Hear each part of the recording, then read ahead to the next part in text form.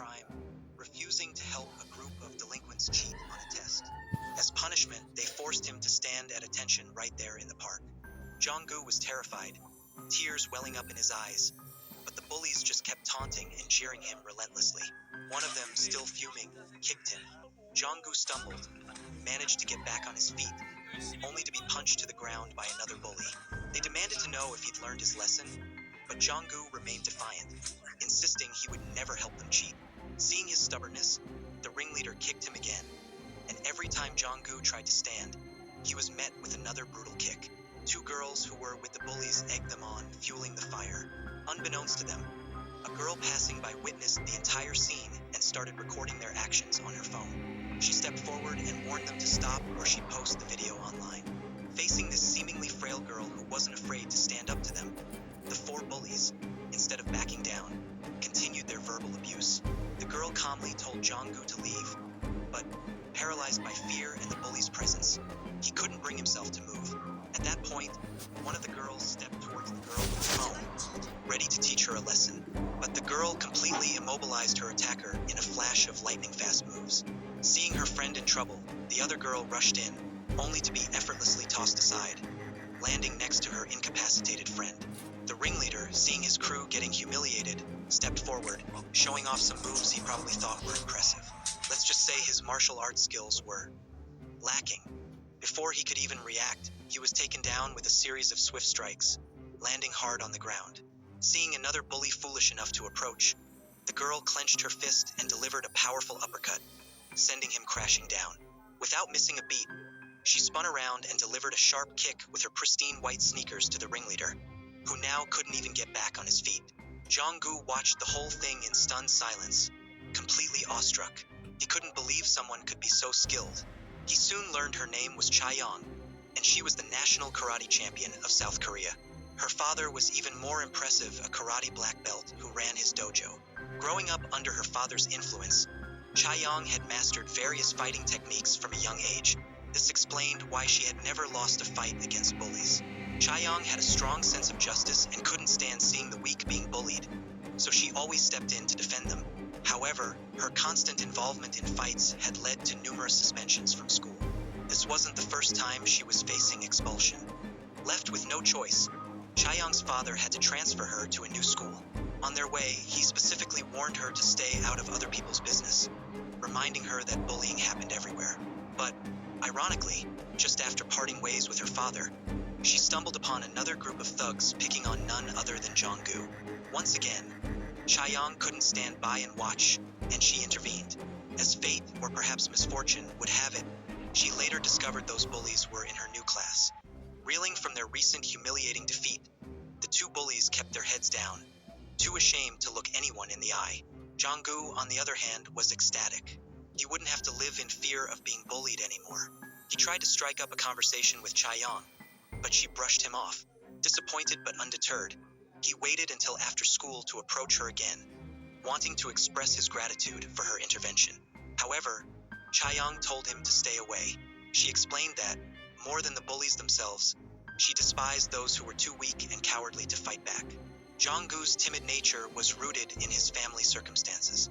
His father had passed away a few years prior, leaving him and his mother to run their small restaurant alone. Without his father's protection, the restaurant often became a target for troublemakers. That very night, two drunk men refused to pay their bill. Jong-gu's mother simply reminded them that it was getting late, but one of the men shoved her to the ground. Jong-gu tried to intervene, only to be met with a barrage of blows from the thugs. His mother, fearing for his safety, told them to keep the money, just so they would stop. Living in this constant state of vulnerability had shaped Jong-gu's timid personality. However, Jong-gu was determined to change. Chae-young's appearance had sparked a flicker of hope within him.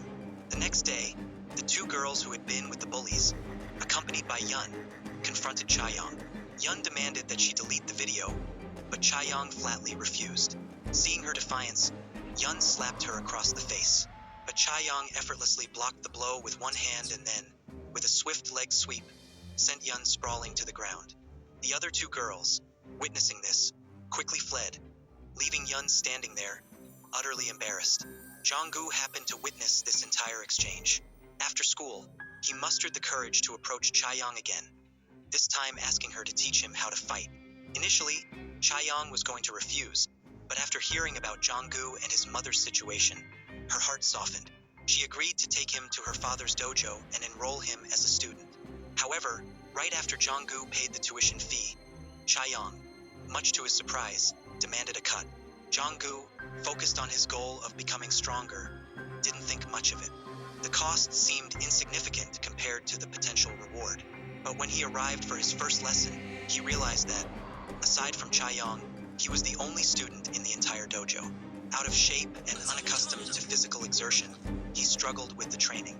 Chaeyoung's father pushed him to his limits with demanding stretches and exercises, while Chaeyoung oversaw his training with the intensity of a drill sergeant. Meanwhile, he was furious and vowed to help her regain her honor. Haesung, on the other hand, seemed indifferent, barely paying attention. It turned out that these three were entangled in a love triangle. Kang-sik liked Yun, but she was infatuated with Haesung. Soon enough, two of the bullies from their class found Chaeyoung and delivered a message. The student council president requested her presence for a chat. Despite knowing the potential danger, Chaeyoung wasn't afraid. She wanted to see what the school's supposed top dog could do to her. This fearlessness intrigued Haesung. When Chaeyoung arrived and saw Yun standing beside the student council president, she immediately understood what was going on. Kang-sik then questioned Chaeyoung about why she had attacked the others. She calmly explained that she was merely defending herself and recounted the entire incident of the four bullies ganging up on Jong-gu for refusing to help them cheat. Haesung, understanding the situation and recognizing the injustice of the bullies' actions, overruled Kang-sik's objections and let Chaeyoung go. Yun, witnessing this, was furious. Kang-sik criticized Haesung for making such a decision unilaterally, and a rift began to form between the two friends. Later that evening, during a student council meeting, Kang-sik, without consulting his brother, used his authority to recruit a hulking, shaved-head ex-con. Everyone else was chatting and laughing, but Haesung sat there, feeling isolated and disillusioned with the meaningless routine of his days. To make matters worse, Kang-sik revealed his intention to join a local gang, a plan that required a hefty initiation fee. Short on cash, he enlisted the ex-con to start extorting money from the other students. Haesung warned him against playing with fire, but Kang-sik stubbornly refused to listen. A heated argument erupted between the two. The following day, Kang-sik was confronted by members of the gang, led by a menacing figure named Sung-min. Sung-min threatened him, demanding the full initiation fee or face the consequences. Faced with their overwhelming power, Kang-sik could only lower his head and submit to Sung-min's intimidation. When Sung-min learned that Haesung had no intention of joining, they approached him with a different proposition. They offered him free membership, believing that his presence would facilitate their business within the school. Sung-min planned to exploit the female students by connecting them with wealthy older men seeking companionship.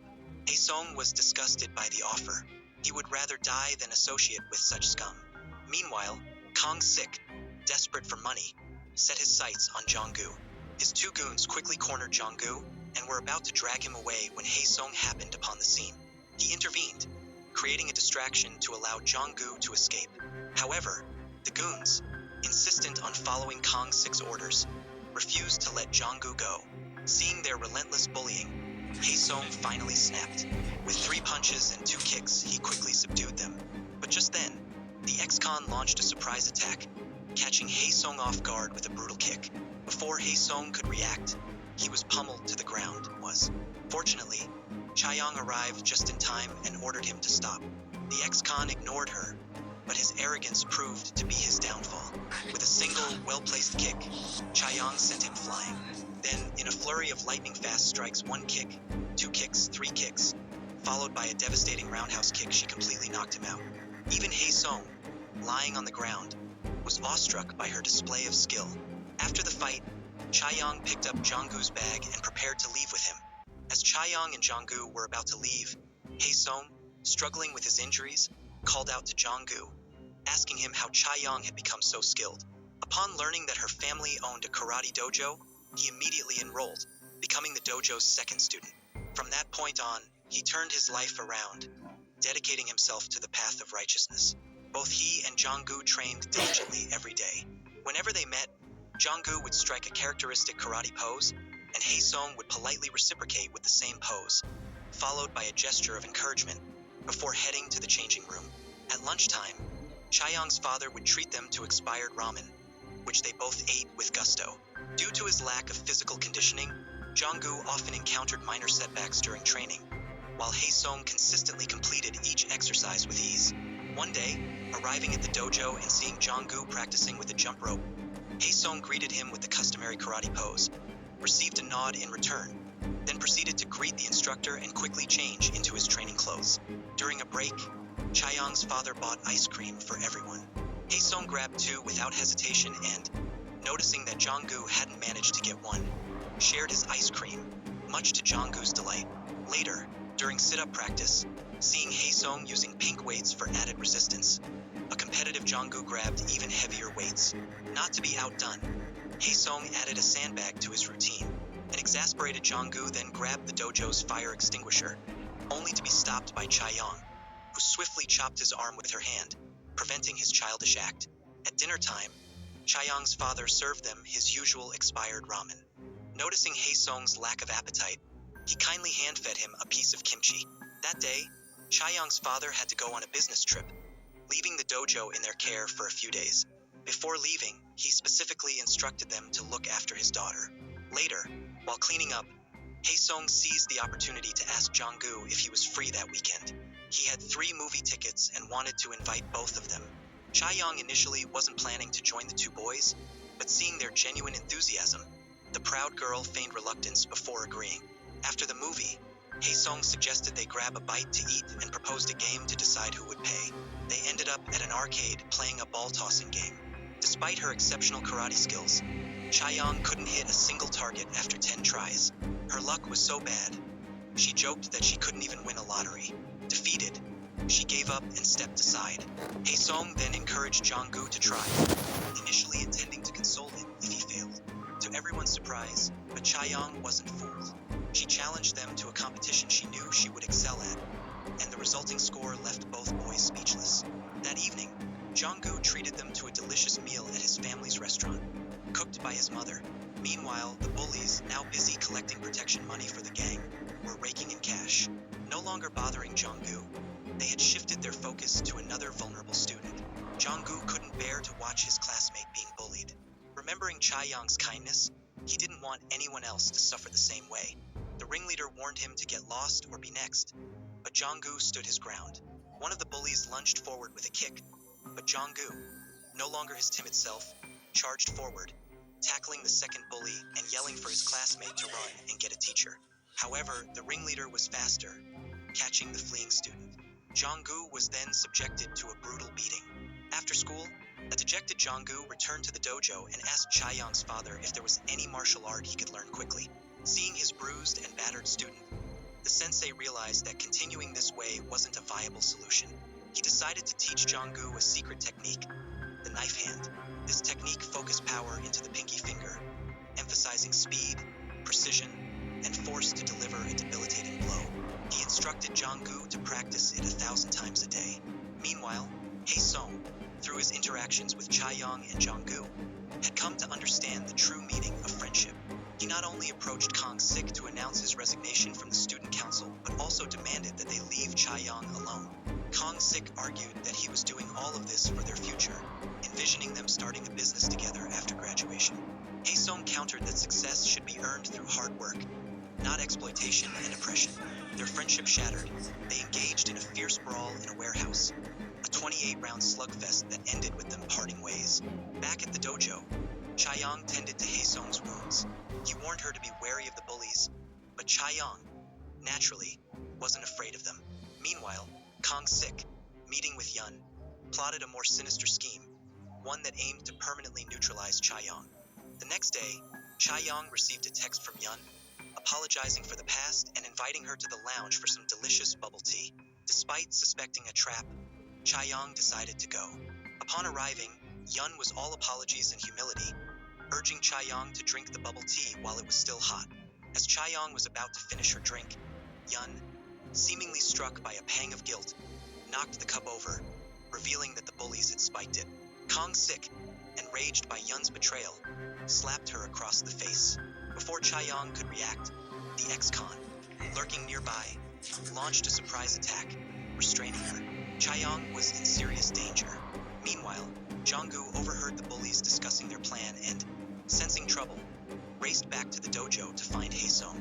Together, they rushed back to school, only to be intercepted by the ex-con. He led them to an empty gymnasium, where they found themselves surrounded by a dozen menacing figures. It was a trap all orchestrated by the bullies. Seeing the situation, the two immediately adopted fighting stances, and a fierce battle erupted. The ex-con, recognizing Haesung as the greater threat, ordered the others to focus their attacks on him while he waited for an opportunity to strike from the side. Haesung skillfully countered each blow, then quickly located Jong-gu, shielding him behind his back. Meanwhile, Jong-gu discovered, to his surprise, that the knife hand technique he'd been diligently practicing was actually quite effective. He began to fiercely counterattack, taking down several opponents. However, Haesung was suddenly grappled and immobilized. Seeing this, Jong-gu rushed forward, without hesitation, delivering a powerful knife hand strike. While this freed Haesung, Jong-gu found himself surrounded once again. Haesung seized the opportunity to take down the remaining bullies, finally facing off against the exhausted ex-con in a one-on-one showdown.